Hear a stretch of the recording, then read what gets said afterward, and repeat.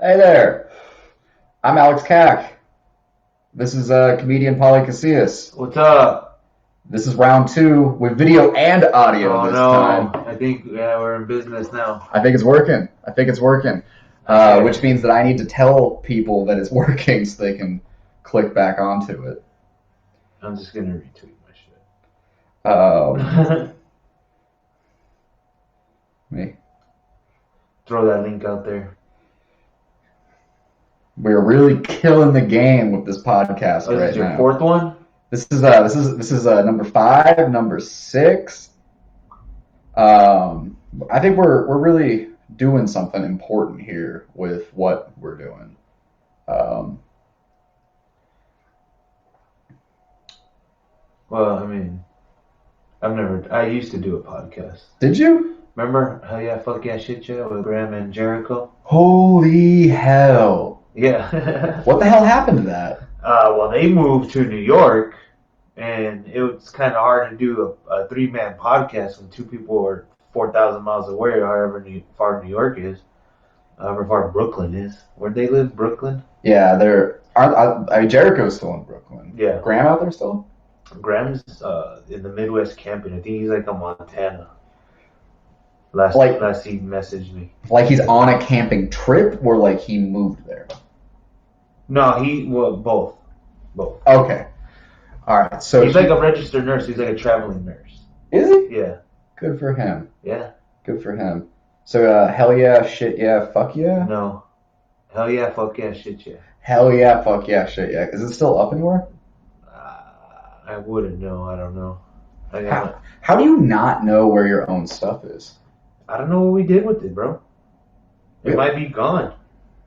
It might have been something that was in the cloud and now it's gone. What is the cloud actually? Like the federal database? No way. I'm just trying to see where We're you're. on Stitcher. Is it still on Stitcher? Yeah, it's still Yeah, it's up. still on Stitcher, bro, from 2014. Yeah, here plug your podcast, man. Yeah, fuck yeah, shit, yeah, on Stitcher, apparently. Wait, let me double check that.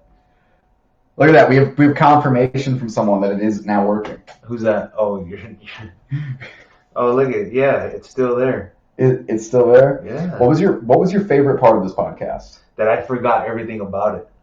I might have to listen back because I don't remember any of these at all. So Did you have guests? yeah, I remember we had Frank from the Frank Show one time, and he showed up, and we met at Mr. Heads. We were gonna do it at Mr. Heads, and we were gonna chime in with Graham because he was out like in Baltimore or some shit, and then but Jericho was late. And then I had to go to his house, and because I knew he was passed out. But I mean, halfway, like half of me is like, oh, he's just passed out. But half of me is like, am I gonna stumble upon a bloated carcass that is Jericho? That was Jericho. So you thought he was dead? Well, I mean, it's Jericho, bro, and he's late. I mean, that's fair. I wish I go ahead. We're gonna do it Saturday morning at 12. And I know he works. He works. His body works food industry hours. So I was pushing it, but that's the only time we can get Frank to do it. And so we got him there, and then he was just like, well, where's Jericho? And he was kind of like getting all mad. But then we got Jericho there. He walked in, gave him a kiss, and then everything was fine after that. So we had a podcast. And I don't know what episode that was. So I mean, you woke him up like Cinderella or Sleeping Beauty. That's the one. Sleeping Ugly, yeah. See, we didn't even name them, bro. And then it just starts at 16. 16, 17. 16 through 25 is up. But the first 15 episodes are gone. They were taken from us, yeah. Taken too soon. Yeah, so... Yeah, 16, I don't even know... Oh, so, okay, so we have little snippets in there. So 16, it says, this week the boys are joined by local bartender and artist extraordinaire Donovan White. It's a lot of fun and an embarrassment. Who's your favorite local bartender? I mean, I love them all. I don't have a specific one. I just try not to get on their nerves. That's impossible. Why? I mean, I have a little I was like, hey, I order a red wine and Sprite. It's kind of weird, but I mean, it takes more time to do, I guess. I don't know. At least I'm not ordering daiquiris or shit like that. Yeah, I don't think I got even order like two ingredient drinks at bars. Like I order a beer and like maybe a shot. Yeah, I mean, I can't do shots anymore. I'm a lightweight. Dude, I should not do shots anymore. I'll be down for like 2 straight days if I do shots. Yeah, I can't drink like I used to. I get hungover. I think I'm hungover now from drinks I had like an hour or two ago. So it's It's because you it's because I'm old. it's because you only drink red wine though. Yeah, like Like UB40. yeah, is that what is UB40? Is that an actual thing? That song, Red Red Wine, by UB40. Oh yeah, the band. Yeah. All right, so not the brightest show host. So Well, like you've been such a big player like in comedy in Arizona for like a decade now. How has it changed since you started out? Like what have you seen progress? Like what's the lineage history like? I see. Well, I'm at the point where I see the new kids coming up, and they're literally like kids. But when I started late, I started when I was like late 20s, so like around 30. So I mean, that's kind of late. But it's cool. I wish. I mean, I kind of wish I would have started young, but I also didn't live a life to be able to get me to where I'm like, you know what I mean? Yeah. I still had to live a life to where okay, now I could tell. I don't know. I just, I never planned to do this at all. I just happened to be funny, and everyone told me I should do it. So after a while, I just tried it and thought it was pretty good. But I watched it. I mean, I grew up watching it all the time. You really do have to be a student of it. And I think that was the one thing when I was watching like the newer kids show up at times. Like you could tell who like went to the shows and actually paid attention, who like watched stand up and like watched specials and stuff on their spare time, and who like just said something at a bar and made their two buddies laugh and thought it would Yeah. like Well, I mean, awareness is gold. It's as important as being funny. yeah. So I mean, I have good self awareness. I like to think I believe I have good self awareness. So that helps, and I know what's funny. And I've always been like the type to make people laugh, and I can always tell a compelling story. And just saying the same shit differently, basically being unique and familiar at the same time. That's what it really is. What which part do you prefer more though? Do you prefer the writing side of it or do you prefer being on stage? I mean, I don't what like writing like how. Like, I don't know, like writing like writing jokes. Like because I don't think you've ever struck me as like one of the comics who's like sitting there with a notebook for like hours going through Nah, material that I someone would just do. experience life, or it hits me while I'm driving, or something happens and I think it's funny and I make it funny for everyone, or whatever crosses my head. I mean, I I'm in my head a lot. I'm always thinking. So if something happens and I think it's funny, I could try it on stage, and if it works, I try to make it funnier, try to say it better, try to um, cut the fat, all meat, basically. That was like because that was kind of similar to like the way like I would come up with jokes, and like the different comics they always invite you to come like write with them.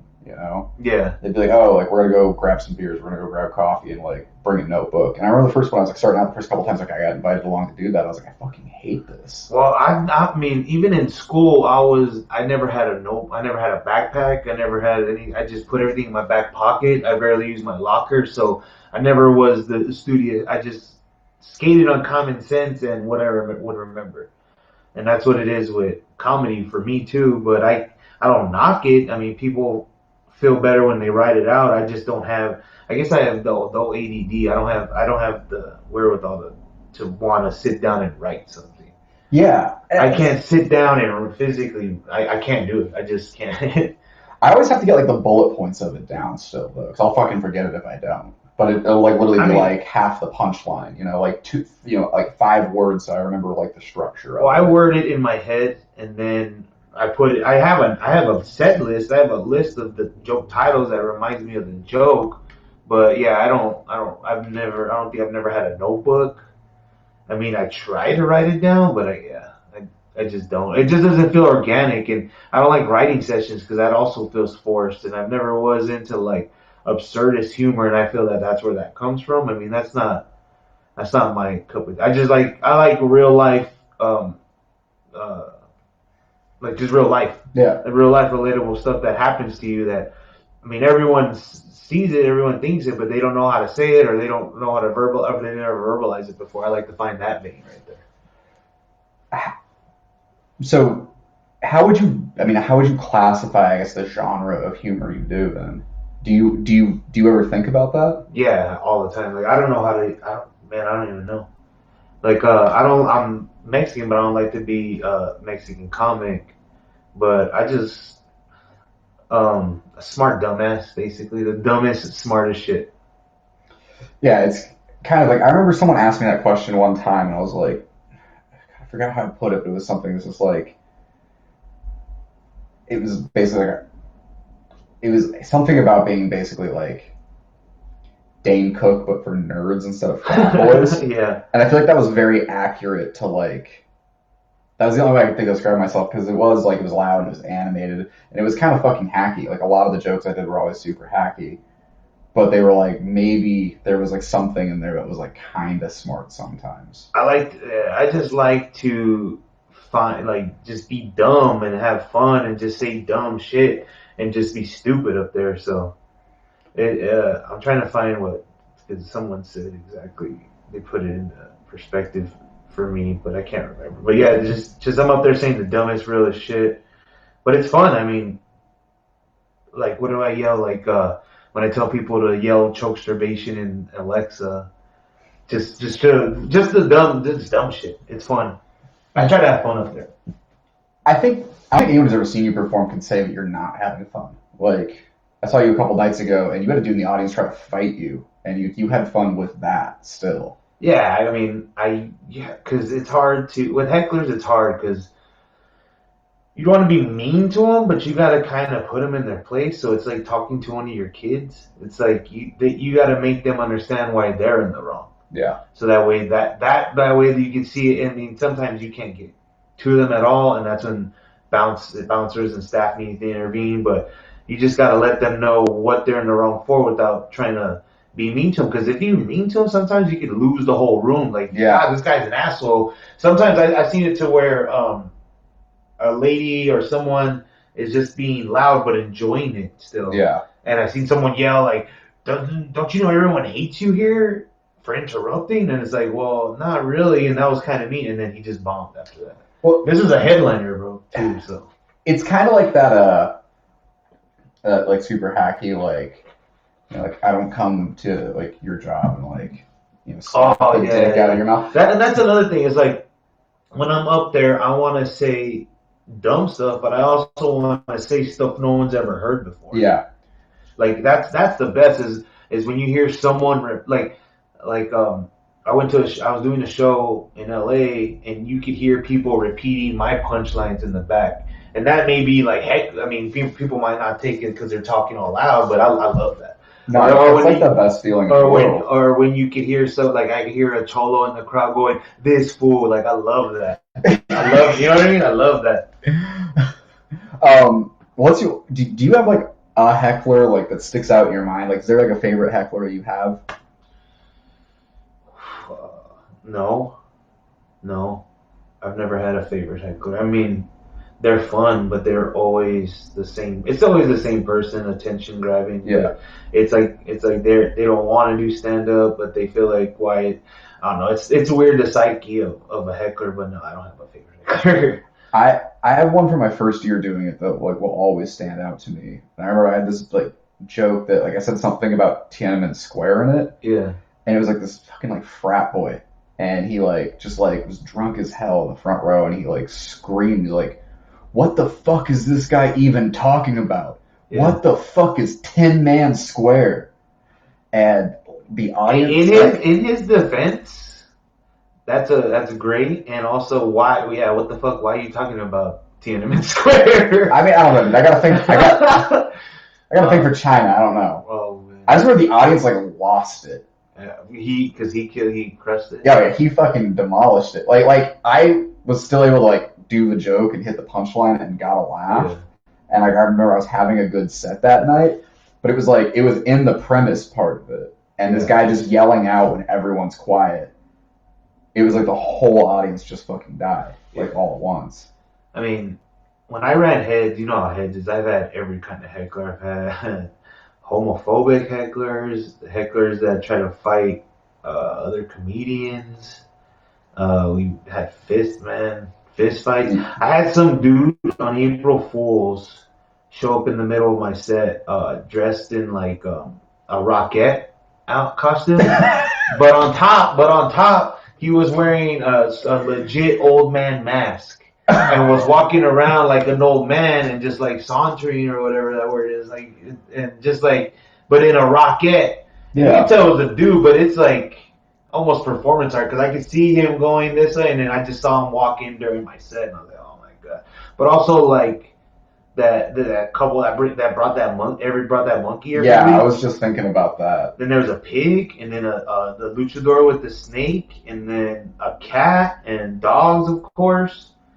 There's also like I remember people dressing as Power Rangers, like cartwheeling. Oh yeah, no, because I had them cartwheeling. Yeah. They showed up. That might be on video too, honestly, somewhere.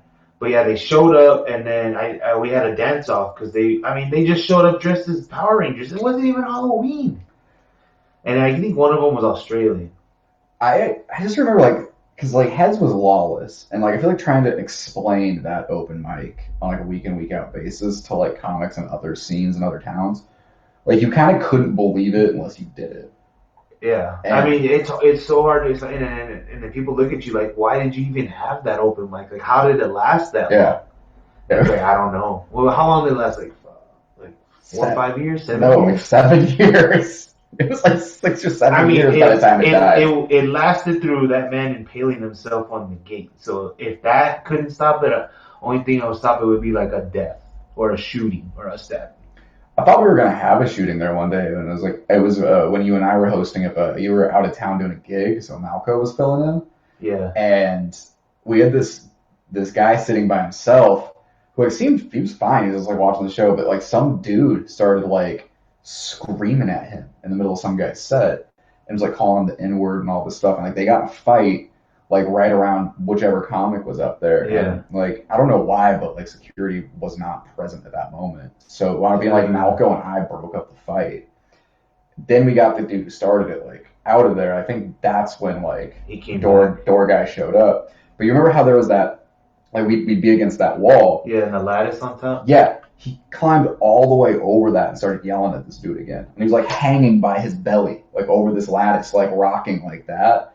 And he's like screaming like racial slurs at this dude. And the dude like picks up a chair from the table and puts it like against the wall and gets up on the chair and just hits him in the face. And then like starts screaming he's gonna like shoot the place up. So like I remember like it was like Malco like grabbed him by his arms, I think, or something. And like I got up there and I was like palming the dude in the face, like just like basically like slapping him, trying to push him back off, like just trying to push him off the wall. Remember Dom DeTola had that one dude climb the lattice during his set? Oh. Yeah. Then he got kicked out and then he jumped up on the top and was talking shit to that dude over the lattice. So that dude tried to climb the lattice. But his dumbass was climbing, and when he got to the top, he just started getting punched in the face. So wait, so we had 2 lattice fights? Yeah. And he climbed it, and then and his dumbass didn't even know that his hands were full with his whole weight, and then he started getting his face hit, and then he just slowly started climbing down so he wouldn't fall. And then Dom was looking the whole time, looked like scared and lost. And he's like, "Can I post this online?" I was like, "No, definitely not. No. Definitely." First off, they're not gonna want to see any of that online. And second, you didn't do anything funny with it. Like, there's no joke. You're just sitting there looking all scared. And he's just like, "Oh, it's good. I'm behind me." There was a video I realized I had on YouTube that I took down, I don't know, 6-7 months ago. That was just like a cell phone video I captured, but it was from when O'Malley's had an open mic. And it was like literally someone chasing one of the comics like around the front part of O'Malley's. Was it with the chair? Where they jump over, where Ryan has to jump over the chair? Yeah. Yeah. Did you show me that? I don't know. Maybe. I mean, it was hilarious. I mean, it was just like this, and like. Is it? There has to be. Do you think there's another heads like that? Do you think there's other open mics like that? Like in the world or like in the America? probably not in America, but like in like some Like other. third world Thailand or something to where like it's the expats and it's like 5 drinkers there, and then it's the same dude who might get. I see that, but wow, heads was like so. It was lawless. Man, and it was so unexpected. He went for so long too, like what, 3 hours, 4 hours? Oh, often we'd go straight to like 2 in the morning. We'd have comics still like on deck trying to get time after two. Well, it was wild because it'd be like dead and then like packed and then dead and then packed again. Yeah. It was like it was like early show and then a late show. Yeah, because you get a rush and then you get another rush. I mean, that to me is like, that's like Tucson comedy. Like, so we have such a good scene right now. But that builds you, because if you can do well there, you can do well anywhere. If you could get people's attention at that bar and have them like you, you can do well anywhere. Because even every show, it's like no one even cared that the show was happening. Yeah. And then they kind of like, oh, we'd have to start off good and then get people good going. But I mean, it was when you're doing well up there, it felt really good to do well up there. I will say this: the downside of doing Heads a bunch and like hosting Heads, the 2 times I did, was it made doing comedy anywhere else boring. Right. And like I stopped like enjoying like telling jokes or being on stage like as a thing to do, because like for me like so much of it became part of the like how do you react and make like this crazy unexpected shit funny. Yeah, because I mean, you go to a club and it's all prepped for you to be funny, and it's like you're almost going through the motions, but you can't stick to the script. And maybe one heckler might get crazy, but it's never as wild as a bar show. No. But yeah, because I've seen like, and then even at bar shows, the risk is greater, because if you don't do well at a bar show, they could just literally turn their back on you and start talking and doing whatever. Yeah. And so start watching the game. There could be a game on while you're fucking up there. Well, but to do well in that thing, and you have everyone's attention and everyone's clapping and everyone's that's wild. That's a greater reward, more risk, more reward than somewhere where it's cookie cut for you to be funny. I'd rather bomb at a bar show than kill a club, like any day of the week, honestly. Yeah. Well, man, I've literally done an hour of crowd work. I watched it. Yeah, yeah. Yeah. Till it closed. So that's one thing I think that's worth mentioning, is because you, like, of all the comics I've seen or worked with, you're better at crowd work and you're better at being like in the moment with things than anyone else I've ever seen. Oh, thanks. But like, how did that happen? I don't know. Well, probably I was a fat kid, so I had to have the personality. So I got that from just being a fat person. But also, when you're fat, they make fun of you, so you have to come back with the ultimate comeback to shut them up, and also defend yourself in front of everyone else, because if you can, you're the weak fat kid and you just get picked on more. So it's like you have to say something cutting, smart, funny, all at the same time, because you have to be mean to that dude but funny for everyone else so they could get on your side. Yeah. And you have to win everyone's acceptance right then and there, and in a group of 10 kids to live that way you can be happy at school. So just going from that to and then people, I mean, I kind of get a vibe off of people, and I just go with my gut of what vibe they give me. So I kind of know how to approach people like that. But I mean, I just have a quick answer for everything, and just knowing people. I mean, like I just read their body language, because they tell you more. They're like the way they're dressed, what they chose to wear out to that place tells you, they're telling the story already. Oh yeah. So I mean, it's probably being prejudgmental and stuff like that, but I mean, you just assume stuff. People will throw you for a loop, but at the end of the day, people are who you think they are most of the time. Yeah. It's always weird when you do get a crowd of people that like you think you have pegged in one way though, and they do throw you for that loop. Yeah. But also, I anticipate, like, when I do my crowd work, I already know, I kind of anticipate their answer, so I know which way to take it. But if they don't, I know which way to take it there too. I mean, I've already decided where to go with it. But I mean, I'd say there's sometimes it goes bad, but you just got to know when to cut it and when to step back. And Russell Peters told me about crowd work. You got to ask them yes or no questions, and don't let them start explaining stuff because then you're gonna lose everyone's attention after that. So that helped.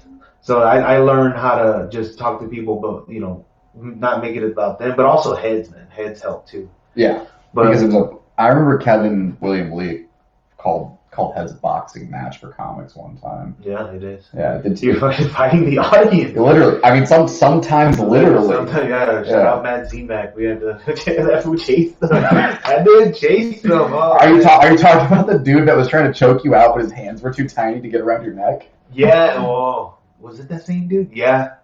Yeah, the dude who lit his sock on fire. Yeah, he was earlier that night. dude. Yeah. That's how I remember. I was pushing him from behind, and he was trying to choke you. Yeah. Like you were just laughing. I mean, he was literally trying, and you could see he was going like beat red in the face. And we're trying to push him out that door. Yeah. And he kept trying to choke you. And he could. But his hands were too small. Like he had all his grip on your neck, and you couldn't stop laughing in his face while he was literally trying to like end your life. Oh, he was trying to kill me. Huh? Yeah, he really was. Yeah, dude, he was trying to hilarious. It's like, have you ever had a dream where it's like you like have to like punch someone? Yeah, I remember distinctly I had to beat some dude with the bike and I couldn't. Yeah. I just kept trying to hit him and the bike kept bending and it's like, what? Go down. But yeah, that was his real life. Yeah, he was really living that dream. Yeah. Oh my god, that was, because I kept going, come on dude, I just kept waving it off like it was one of my kids trying to choke me. Wow. But also, those are great stories too, great memories. Oh, absolutely. People try to kill you on stage. But that's the emotion you want to draw from people. That's the raw energy that they give you too. Yeah. Because I mean, it's fun to play with them, to lose them, and then get them all the way back. Because I had a whole crowd just shit on me because I said Golden Grams is better than Cinnamon Toast Crunch. You kind of deserve that one though. You remember that too? No, I don't remember that at all. Golden Grams is my shit. That's way better than Cinnamon. Do they even fucking make Golden Grams anymore? They do, and I'll tell you an even better cereal, Multi-Meal S'mores. Why do you know that? Because I got 2 bags in my pantry right now. It's the best cereal. I'll take your word for it. And they come in bags. It's basically Golden Grams, Cocoa Puffs, and then marshmallows. Why not just eat Fruity Pebbles and call it a day? That's because I don't like all that dye, dog. See, I want the dye. I like color, man. I like color in my life. Yeah, but it's just it's a lot of chemicals. It seems like everything's a lot of chemicals. Not Golden Grams. It's like s'mores. You're eating s'mores, bro, for breakfast. S'mores has a lot of chemicals in it, man. Like actual s'mores that you like cook on a campfire. That's all chemicals still. Yeah, you burn most of the chemicals when you put the s'more in there. But it's just graham cracker, which is probably half bug guts. Yeah, literally half bug guts, and then like, let's be honest. Anytime there's an open fire, someone throws plastic in there. You're eating that now. Yeah, that's chemicals. Yeah, everything is. You're right. Everything is chemicals. But yeah, I don't like Fruity Pebbles. I'm sorry. It tastes like air freshener when I eat it. So now you don't like air freshener. I mean, what else are you too good for? The only thing I don't like is the black ice air freshener. That's a red flag right there. If anyone has that hanging from their rear view. A red flag of what? I just don't fuck with people with the black ice air freshener. I think I got 2 in my car right now. Yeah, you're suspect. You're in my house. You are in my home right now. I might have to cut this relationship off right now. It's 10 years we've been friends. We're done. Black ice, red flag. When was the last time you were on the road? Like, when was the last time you were touring? When was the last time you were doing road gigs? I went to LA in January. I did Good Heroin, and then I did Faded, which is they said the best 2 independent shows in town. Really? Yeah, and they were really, really fucking fun. You haven't done like a tour in a really long time though. I don't think I ever done a tour. You were opening for someone though. No. Didn't you do for like Russell or someone? No, I don't know who said that. I think they said it during one of my own, but no. It's just like part of your myth at this point, I think. But I think also like, if you go out of town, you do more than just like 3 shows, then like you tour.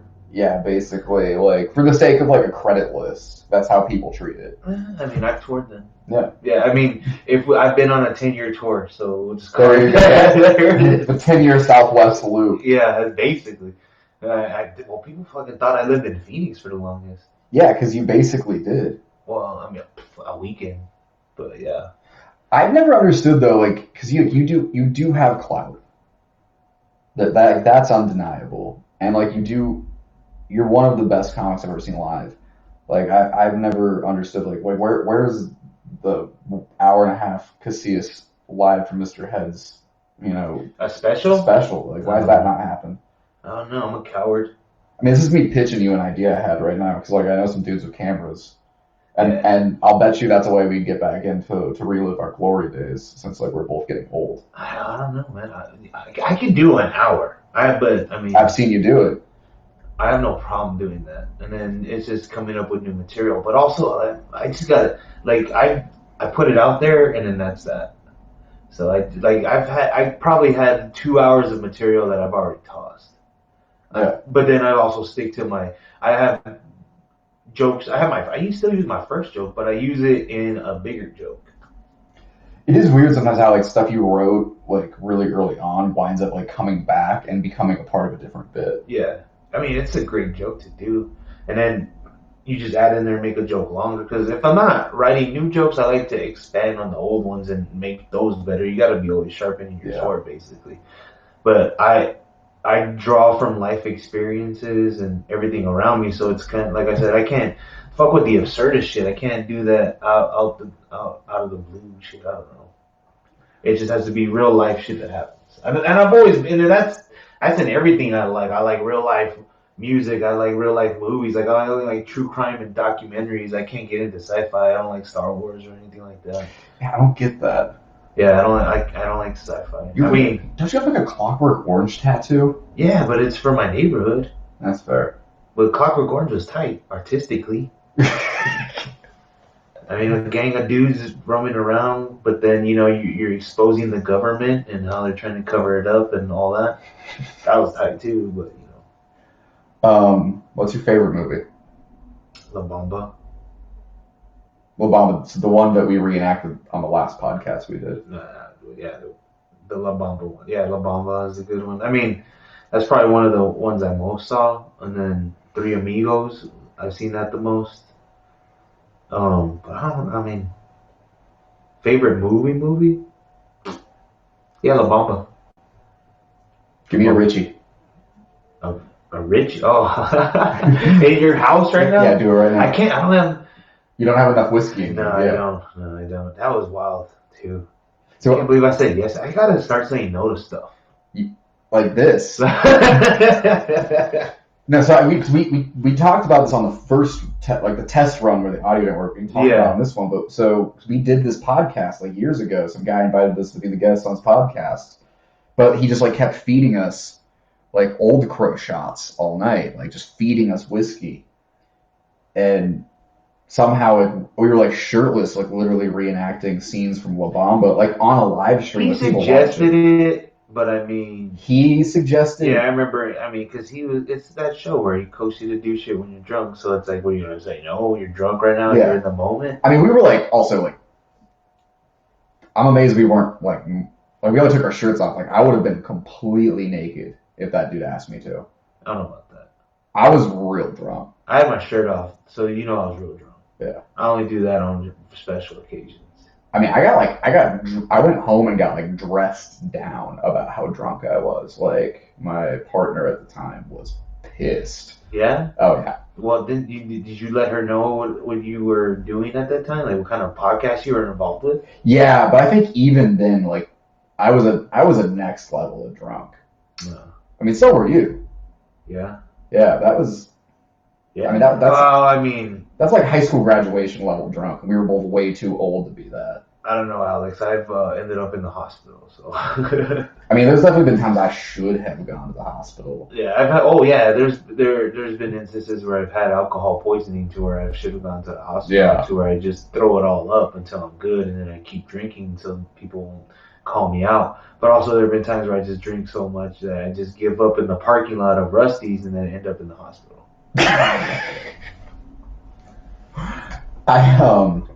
The one time I had alcohol poisoning, I didn't go to hospital, but the like paramedics did get called on me. Yeah. I think I was like 22. Yeah. So I was young and I was dumb. But I remember I was like when I tried to like wrestle this like EMT in like nothing but my underwear. Nah, it wasn't like that. It was the coldest night of the year.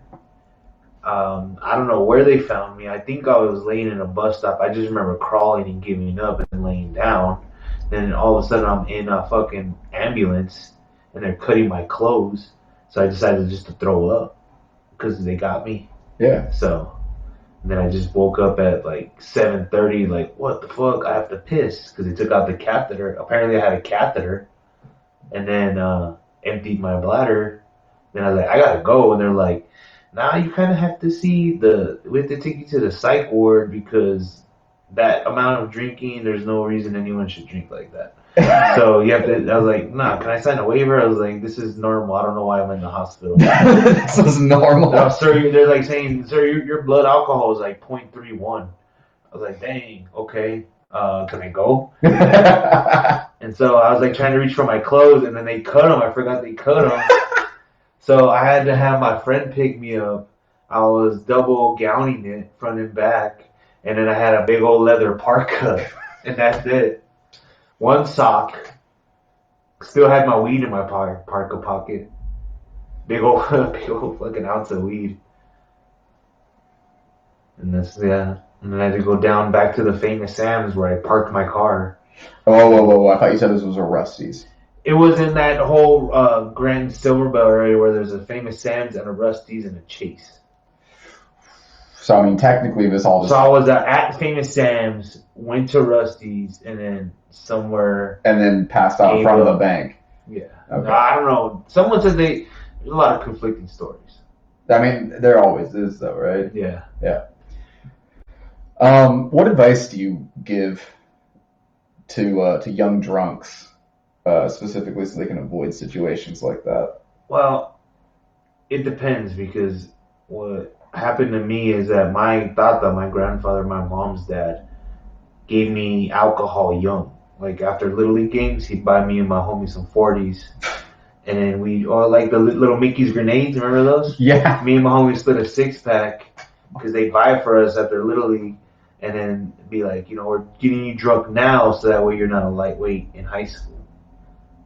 So, I mean, there's that logic. Or just don't. Or just don't drink, yeah. Just don't drink, period. Just don't drink. Take it at, in moderation. Slow it down. You don't have to impress anybody. What advice do you give young comics? Get out of the game. There's already too many comedians. Or just move to LA. Don't stay there. Stay in LA? Yeah. Move to LA now and just stay there, and then the big one will come, and then Phoenix will be LA. The big one? Yeah, I'm banking on this earthquake to just take out LA, and then that way Phoenix is closer, and Scottsdale could be Hollywood like they want to be. So I don't mind LA. And then it'll be except for the cooler Dodgers. Here. I hate the Dodgers, so I'd be okay with an earthquake taking out LA, as long as it just leveled Dodger Stadium. Yeah, I'm fine without California. Yeah, I mean, I'm not gonna say it out loud. I have a lot of I mean, we don't have any. Yeah, I don't know many Californians follow, but I'm sorry. Yeah. Puto Arizona. Like it's a prison thing. Even if I was in prison, I'd have to fight the California Mexicans. So. I mean, those are the rules, though. Yeah, it's just life. I live by prison rules. I just remember like growing up in Phoenix, like that was the way you could tell. It was like Phoenix didn't have like its own teams for so long. Like when the Diamondbacks came around. Before that, everyone was like California teams or Texas teams, right? No, not technically. That might be so. When I grew, I was a Braves fan because all there was on TV was WGN or TBS. Okay. So you watch Cubs and you watch the Braves, and I liked the Braves. So that's how I grew up to be a Braves fan. And then baseball came around.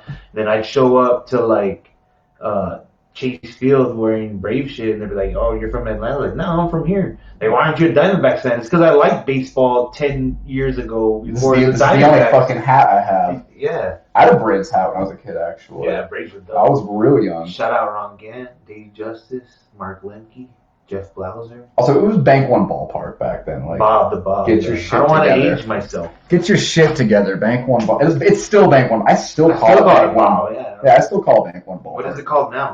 Chase. Is it still called Chase Field? Yeah, right? Yeah. I don't do name changes, okay?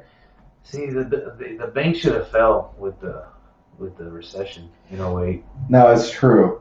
Then we would have had like a Peter Piper, an Aegis, whoever owned Aegis could own Chase Field. Yeah, it would have been like let's be honest, it would have been University of Phoenix Stadium. It would be University of Phoenix Stadium 2. That's what they call it. Or like God, yeah. Man, why does like everything, every business that comes out of Arizona just like reek of shadiness? We're the Florida of the West, bro. And it's a wild ass state because you go from super progressive 100 miles down the road to fucking red ass Republican. Then you go a couple more miles up and you got the Hillary for prison signs. Well, it's like people don't like realize this, but like during the Civil War, Arizona wasn't a state yet, but it was a territory, and it literally split in half. Like half of Arizona was part of the Confederacy, and the other half was part of the Union stuff. I think it's the only part that did that. Apicacho is split Apicacho. Yeah, and it was like I guess the Virginias, one of them became West Virginia. That happened, but like I mean, it was like So dead in there the could have middle, been a West Arizona and an East Arizona. north and south. Yeah. Oh, the Sureño and Norteño. There's already a North and South, bro. Yeah. See, that's a California gang. Yeah, definitely. It is but I mean, I feel like that explains like living in Arizona because you're right. It's like either like the most progressive people you've met in your whole life, Yeah. or like crazy racist conspiracy theorists. Yeah. I mean, it's And both of them got guns. wild, right? Yeah. It's so wild. Yeah, I live by a fucking shooting range, but yeah, I mean, fucking Tucson is probably one of the most progressive cities. It's still a sanctuary city. It is not, sir. Oh yeah. Yeah, I mean, on the down low though, you think they're gonna fucking still comply? Yeah, they do it all the time. They have to, huh? Yeah. I mean, they don't have to. That was our whole thing. We didn't have to. They fought it till the end though. Who got involved though? Fucking Supreme Court? What, with here in Tucson? Or federal court? Here, or we voted, huh? Yeah, we voted on it, and yeah, the voters, like, they got scared though. Is the thing is like people got scared. So people are selfish. For sure.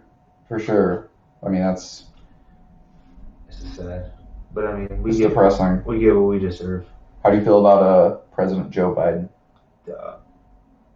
Oh no, that's even. I think it's worse than Hillary.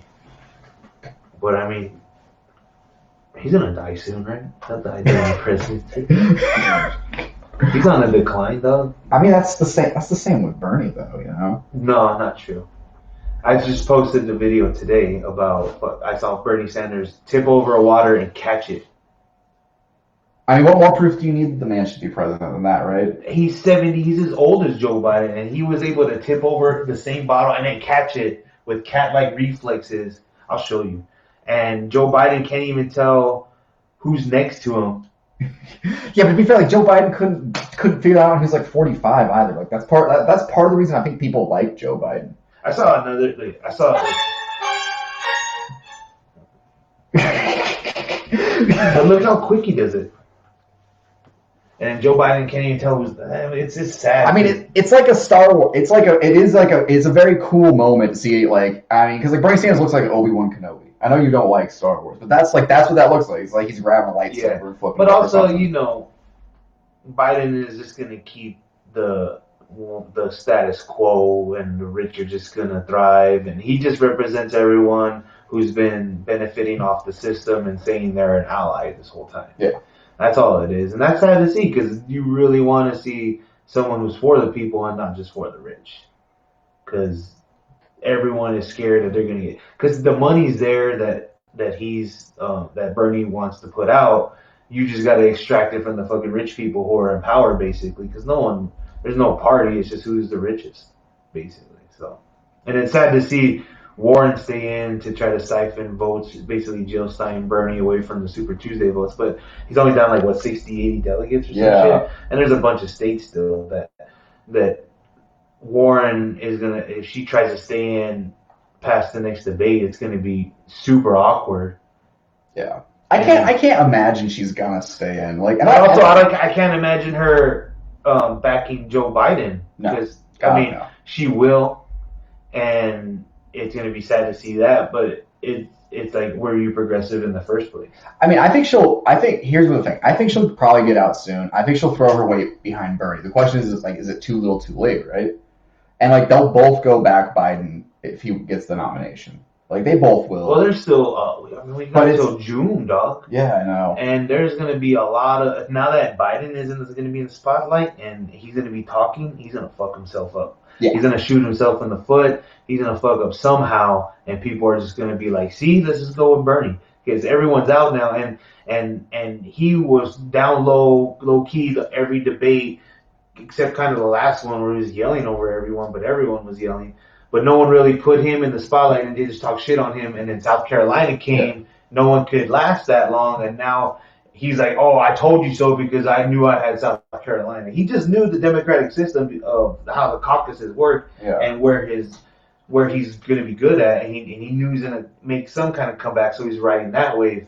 And now that everyone dropped out and threw their support behind him that same day, that's how he got all those votes. Oh, yeah, totally. I mean, and here's the thing, like, I don't hate Joe Biden personally the way some people really hate the man. I don't hate him. I respect some things about him, I really do. He's like the type of politician where it's like, I'd love to have him at a barbecue. I'd love to have that guy like at my barbecue. I might like, not let him talk to like, certain like younger women. But but like it's like that uncle, you're right, where it's like you can't necessarily tell if he's like just a really friendly and doesn't understand personal space. Yeah, but I don't want that guy running the country either. but that's exactly the point. Is like that guy's great to like, share a rack of ribs with, I guess. But like, I'll tolerate a cool story, and then I'll wait for him to repeat himself and all that stuff. But not organizing the barbecue. No, you don't put him in charge. That's how you wind up running out of ribs for everybody. Yeah. Oh, let's just get burgers, and then that's it. Yeah, and then the barbecue's fucked up. So I mean, don't fuck up the barbecue, America. I mean, but also like he lies about shit, and it's like you can see he's pandering to the black people vote, and it's just wild to see how accepted that shit is on the moderate left, like the centrist people, and it's everyone just protecting their nest egg, and they don't want Bernie to crack it, and they don't want to break bread, basically, and all the rich Democrats are just putting their money into hoping that Bernie doesn't fucking get it because they're gonna get fucking taxed, like they should, like before Reagan came and gave them all those breaks. Yeah, well, I mean, it's people forget how much shit Ronald Reagan fucked up. Yeah, from the jump. It's almost sparked almost everything now, but I would like fly, when I lived in DC, I would fly into Reagan National, and I could never stop thinking about the fact of like this is the president that we named the fucking airport in the Capitol over. Started the crack epidemic, fucking pretended he didn't sell guns. And then started the trickle-down economics to where we just give the rich people money. Hopefully their pockets can't hold it all, and it'll just fall on the floor, and you just pick it up. Yeah. That's the idea. I mean, that's basically it. I mean, people give him... And don't get me wrong, like, he did put a lot of pressure on the Soviet Union, right? But it's almost like...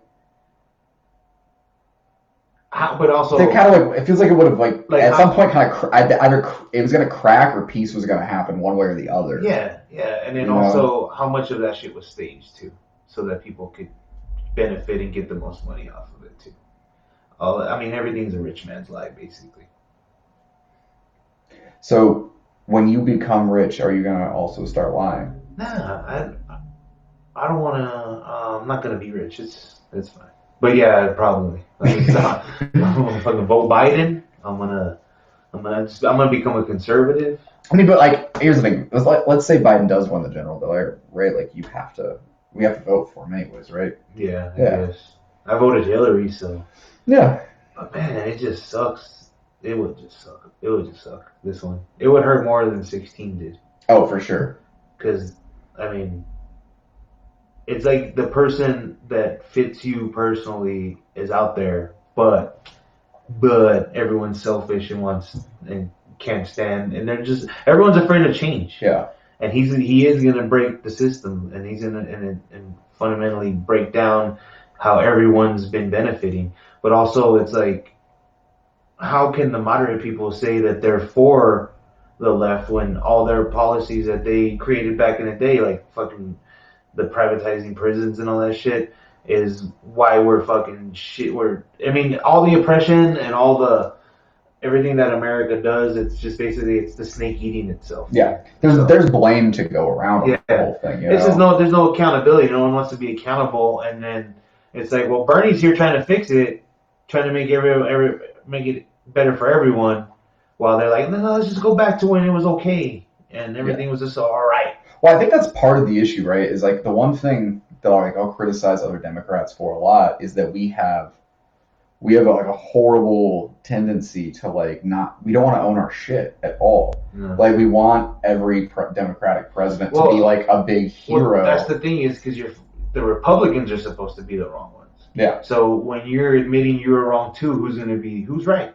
Yeah. Who do you believe? They feel like if they say, yeah, we were racist and yeah, we kind of locked up black people more than white people, and weed shouldn't be illegal, but should be legal, but we got to put people in jail because that's how America was built, on slavery, and jail's basically slavery now. But they can't. No one would ever say that, because then you have to. Where does that money go? Reparations. Once you admit you're wrong, how do you write it? Well, that's the issue, right? I think that's been the fight within the Democratic Party for like a long, long time, like for decades now, like going back to Jesse Jackson, going further back than that, honestly. Like, there's been this kind of idea of like, do we own the mistakes of like our own party? And I mean, really, it shouldn't even be looked at like that, right? Like, we should be looking at the fact that like we elect people and like they do some good things, they do some bad things, and like as a country, we've got to go back and fix those bad things. Like that's what the process should be. But also, like, leave it up to the people too. Yeah, because they're picking, they're manipulating it to where we want this guy to run against Trump, and it's obvious to see. It's obvious that for me, it's obvious how they're gaming the system, and it's like, let the people pick, because that's who you're supposed to be for, not the corporations, not who lobbied you and all this shit. And that's what it is. It's just the money and the politics is what's spoiling it. And fucking Mitch McConnell fucked all that up too. So yeah, no, I mean Mitch McConnell.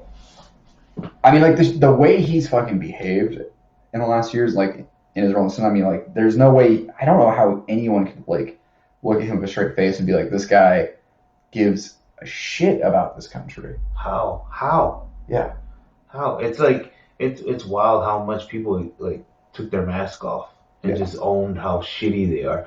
But McConnell's been like that even with Obama. Like, I'm not gonna let anything pass. Oh yeah, no, I mean, and then they can contradict themselves because he's not because and then also it is media and how they portray people and what they try to expose and what they put out and what gets lost in the shuffle and the important stuff that they miss. Yeah, but part of it too, I think here's the thing that pisses me off with the media criticisms, that from whether it's from the left or whether it's from the right, is that like ultimately like the media is driven by commercial advertising, right? Yeah. It's in their interest inherently to run whatever is going to sell best and bring in the most viewers and readers and whatever's hot. Yeah.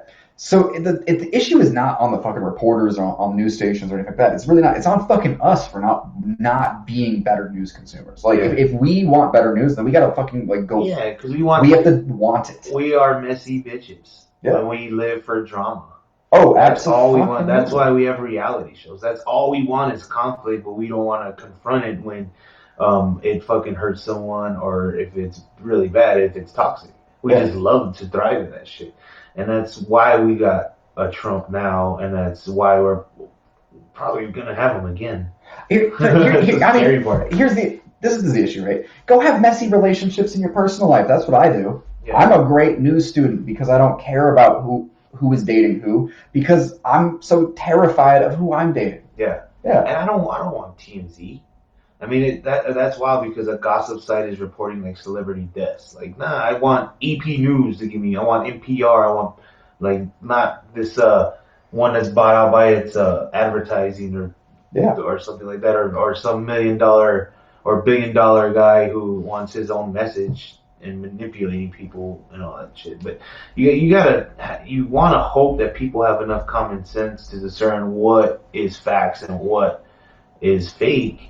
But people are stupid, and that's why college should be free so people won't be stupid. Yeah. I mean, that's the issue, right? It's like you said, it's the state eating itself. That's why they want people to be stupid, because you can manipulate them, and that's why they don't want college free, because the more people you have learning, the less people you can manipulate. And then that's where the rich people lose their power, because they're learning, oh, you know what, everyone, they don't really need all this money, they need to give it up. So we talked about, this is a total fucking pivot, but we don't have like a ton of time left probably on this episode. And if I don't talk to you about this, I feel like I'm missing something big, even though you hate talking about it, which is the Twitter thing again. Yeah. Because we did it the first episode. Oh, yeah. Yeah, and we forgot to record the audio. Yeah. So, tell the story again. Give the Cliff Notes. So in 2009, back when Twitter just first started and everyone's finding out, because a lot of people weren't on it. I was able to get popping because I started a fake Gary Busey account, and people kind of really thought it was him, and you didn't really have to. It was like a satire, but my jokes were crazy enough to where like it's almost kind of him. You kind of write him in that vein. So after that got big, I springboarded my own shit to start comedy, basically. Is it? I mean, what was like the most people that were following your biggest account? Like 500,000. 500, like over 500,000 people. Yeah. And you had the Gary Busey account. You had your own account, which has a huge following. Yeah, personal and account. some joke accounts and stuff like that. Yeah, you had like me. Well, before a meme was a meme, we had like stuff like when the beginning of all that internet culture shit. Yeah, we had stuff like that. But now it's like, I was able to like just sell those and monetize that. But you sold the Twitter account. Some of them, yeah. What's the most you ever got paid to just sell it? Sell $1 grand. Really? Yeah. I think, and like they go for more than that now. Well, ones with smaller followings than you had go for more than that. If you run them right, I mean, you can monetize them to where you can make that week. Yeah, but you have to know what you're doing. Yeah, it's a job, bro. It's almost a job. So I mean, I think the other thing too is because I think you hit something kind of important. There's like, and this I feel like this doesn't get talked about to you enough, but you kind of were like a key player in early Twitter and like early internet culture. And I don't know if that ever like when you do like interviews and when you do, I don't know, give your bio for shows and stuff, I don't feel like that ever gets like specifically addressed to you. Nah, because you did it through these anonymous accounts. Yeah, because I remember like I would put one tweet out and then seconds it's already retweeted thousands of times. And then minutes, it's already because back in the day, Twitter used to have a scrolling page of the top tweets. Yeah. So you go to this homepage and you see all the top tweets of what's happening now. And I would have like 3 accounts all up there at the same time. It's insane. Yeah. So I mean, I did have kind of like a big Yeah, you kind of big impact or whatever. Well, it's also like your style of humor was so like reminiscent. And I think that's the thing. If someone went and saw you do stand up, right? They would say this guy's humor is like so reminiscent of like internet humor almost.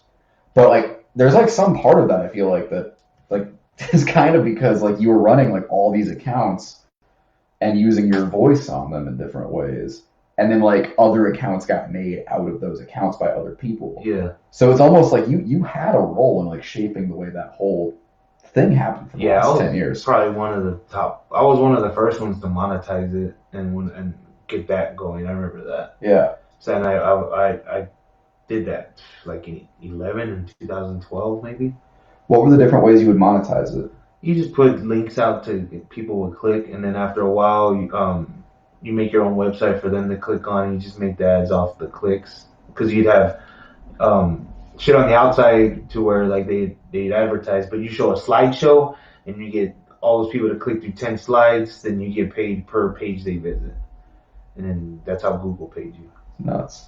But I mean, you have to kind of have good content and kind of be funny to draw it. But after a while, it's just like, I was half-assing it. It wasn't as fun. People get savvy and don't click them anymore because it's just they feel like it's spam. So it was just like taxing. So I just stopped that. And I'm kind of like jaded off Twitter, but I do like to use it as like a tool to see what's funny and make sure what I know when I go to stage that this is going to be a funny joke, just to make it how to make it funny, basically. Yeah. What is so I know like for me going viral, like one of the things that has been weird is like like you interact with people and like some of the interactions you have are like incredible and some of them are awful. Yeah. Like did you have the same thing having all these accounts that kind of blew up? Well, you deal with like people hit you up and people want to like link with you and try to ride your wave too, and then there's just people that you gotta understand you're dealing with a bunch of personalities. Like it's not like people treat it like an interaction in real life, and it's not like that because you're interacting with a person. If you see they're tweaking or making something weird, you're like, oh, okay, this guy's weird. But that guy could be doing that and then totally typing same stuff. Yeah. But also like ulterior motives. So I mean, it's the internet's a scary place. It is. Yeah. Do you think it's possible for someone to go on Twitter now and do what you did back then? Build that type of following? Yeah, people do that all the time, but it's like how are you going to go viral? How do you get that popping and basically, but now it's you couldn't do it with a fake account unless you're using like some hot girl and catfishing everyone, but yeah, you couldn't do it with a fake account. You'd have to be some internet teen doing TikToks or funny videos and all that shit. It's something different. I mean, people still go viral, like obviously, but it's a very different. And like yours was just like it was an intentional type of comedy, but it felt very like organic as far as like, did you have any idea you were gonna get 700,000+ followers? Nah, I just wanted to write funny jokes, and then obviously it's cool to get gratification or attention from them, but also I just like making people. I just thrive off being funny. I love being funny, and I love making people laugh. I mean, I probably like being funny more than I like making people laugh. You get that? Yeah, no, for sure. Yeah. I mean, it's the validation of validation funny, feels good. I mean, my grandfather's name was Narciso, so I mean, I feel like I am narcissistic in a way. It's built into the bloodline. Basically, yeah. Well, is that it?